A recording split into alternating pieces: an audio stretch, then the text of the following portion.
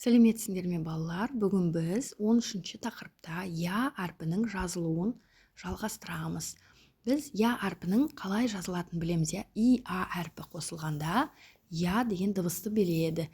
И әрпінен кейін а жазылмайды, әрқашанда я әрпі жазылады. Енді 51-ші жаттығуға қарайық. Мәтінді дауыстап оқы. Бақтияр неге ұялды? Бақтияр мен Саят жолда шелегі суға толы қарт әжейді кездестірді. Әжей кішкене жүріп тоқтап демалады. Саят әжейге көмектеспек болды. Сонда Бақтияр, елдің бәріне бірдей көмектесе бересің бе? Деді оған. Бірақ Саят оны тыңдамай, әжейдің шелегін үйіне апарысып берді. Бақтияр бірден шөлдеп келе жатып, ауылдың шетіндегі үйге бұрылды. Ол сол үйден су ішкісі келді. Есікті ашқанда баяғы қарияны көрді. Іш балам, іш, деді әжей су беріп тұрып.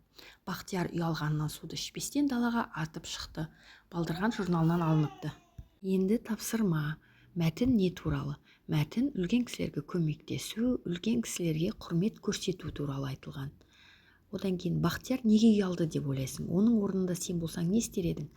Бақтияр Саятқа қосылып, үлкен кісіге көмектеспегеніне ұялды. Оның орнында болсам, мен Саятқа көмектесіп, үлкен кісіге көмектесер едім. Одан кейін мәтіндегі қарамен жазылған сөздерді көшіріп жаз деді. Бақтияр, Саят және қарияны деген сөздерді көшіріп жазамыз. 52-ші тапсырма. Сөздердегі көп нүктенің орнына тиісті әріпті қойып жазып, оның себебін түсіндір. Қараңдар. Пияз, тамаққа қосатын. Ұрқия, Дария, Зиян және Аяз. Яғни я әріптен қойып жазып шығамыз. Енді 53-ші жаттығуға қарайық. Сызбадағы сөздерді тауып жаз деді. Қандай сөздер болуы мүмкін? Я әріпімен аяқталатын сөздер, мысалы қария, Дария, жаныя. Енді ортасында я келетін сөздер. Қандай сөздер мүмкін?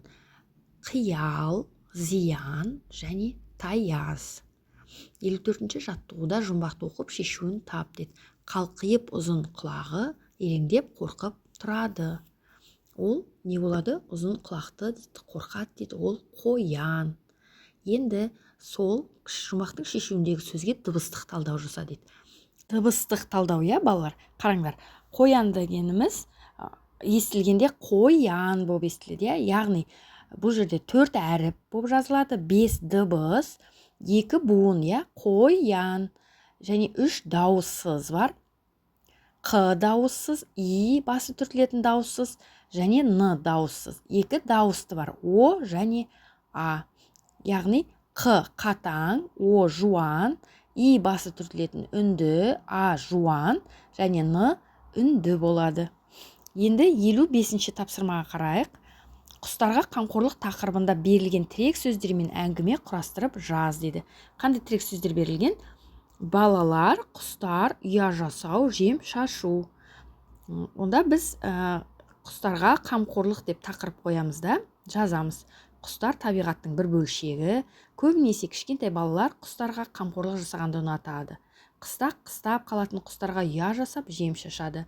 Ал жылы жаққа ұшып кететін құстарды күзде шығарып салып, көктемге келгенде асыға күтіп жүреді. Сондықтан да олар құстарды дос тұтады.